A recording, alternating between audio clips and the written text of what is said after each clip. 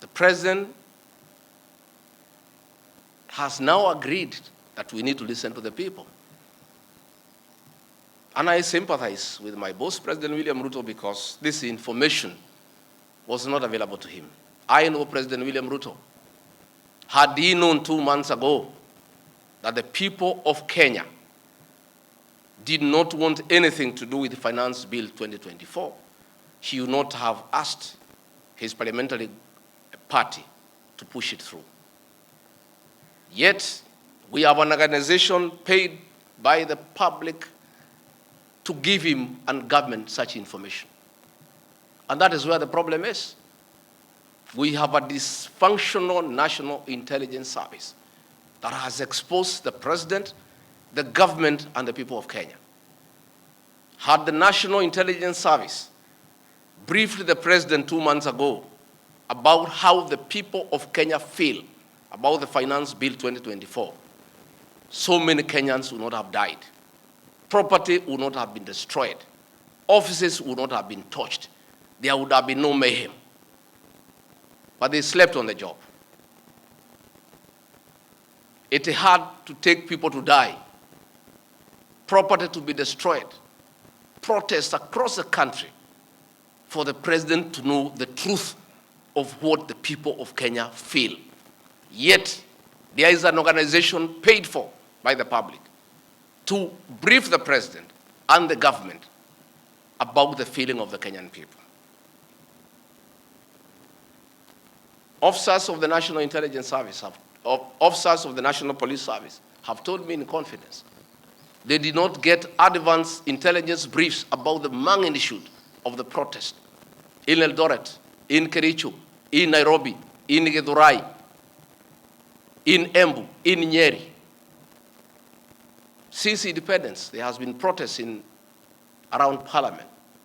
Never have protesters invaded and gotten inside Parliament.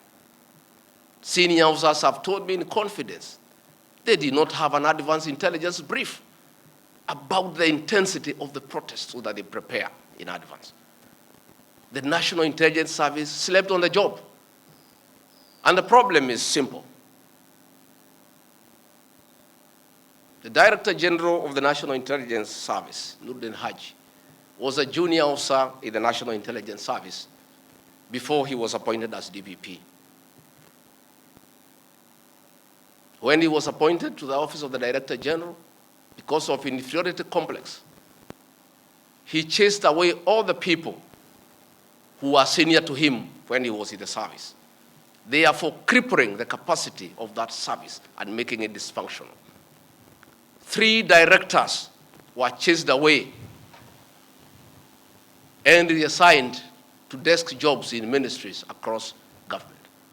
13 assistant directors, men and women with proven track record of intelligence collection and analysis, were removed from the National Intelligence Service, leaving a shell under a clueless Director General who has no capacity to run the organization.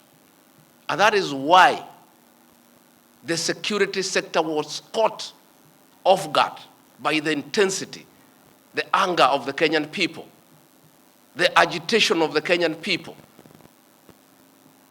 the resilience of the Kenyan people. Had Nurdin Haji done his job, we will not be where we are today. He has no capacity. He is out of the country most of the time on business trips. The country is on its own. My boss, President William Ruto, is exposed.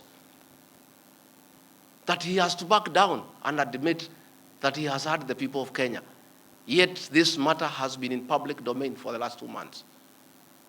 I want to say that Nurdin Haji must take responsibility for the deaths that occurred.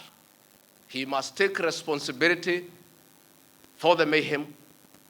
He must take responsibility for failing President William Ruto. He must take responsibility for failing the government of the Republic of Kenya. He must take responsibility for failing the Kenyan nation by not doing his job and advising correctly.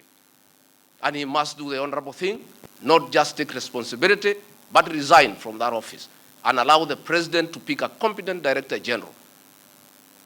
I want to request President William Ruto to consider, as a matter of urgency, to recall the 3 directors who are removed from the service and the 13 assistant directors to come and help reconstruct the service and get sanity back to the National Intelligence Service to serve the president, the government, and the people of Kenya.